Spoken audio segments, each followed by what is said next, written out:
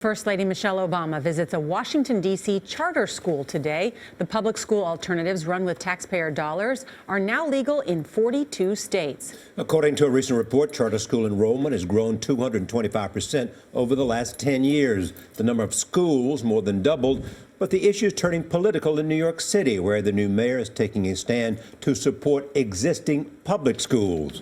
Dahler looks at the controversy getting attention around the country. Don, good morning. Good morning. Thousands of concerned parents are traveling to New York State's capital, Albany, this morning, looking to draw attention to the plight of the charter school movement. It's a movement they believe is now under attack.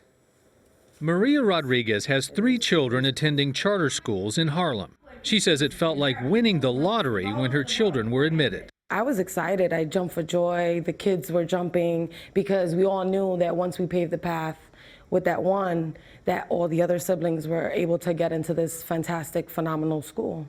But plans to expand their schools have been repealed by New York City's new mayor, Bill de Blasio.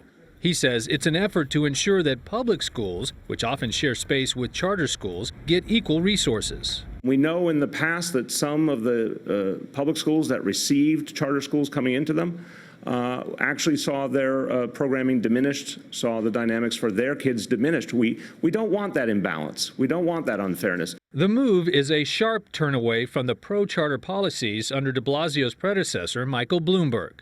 Charter schools are free to design themselves around teaching and learning. Eva Moskowitz runs the schools impacted by the reversal.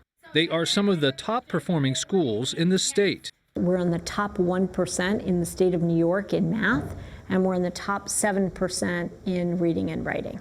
And that is all schools. And our students in Harlem and the South Bronx and Bed-Stuy are significantly less socioeconomically advantaged. What happens to this school, to these students, if you can't convince the mayor to reverse his decision? I don't know. More than 600 students could be impacted. Over 2.5 million students nationwide attend charter schools. In 2013, those schools added 288,000 new students, the largest increase in 14 years. New York City Schools Chancellor Carmen Farina insists her boss, Mayor de Blasio, still sees a place for them in his city. Charter schools that add value, that work with us in terms of how do we make sure that all kids are served well. I'm in charge of 1.2 million kids, as is Bill. And I think we take that responsibility very, very seriously. This political skirmish over charter schools comes at a time when Mayor de Blasio is promoting his major education platform, the effort to provide universal pre-kindergarten for all children in New York. The mayor will also be traveling to Albany today to fight for that program and its controversial funding plan to tax those making over $500,000 a year to pay for it. So how does the mayor win on this when many parents could say you're preventing us from getting the best education that we can for our children? Yeah, and a lot of parents have a lot of concern over that because these charter schools really do well for their children in terms of test scores.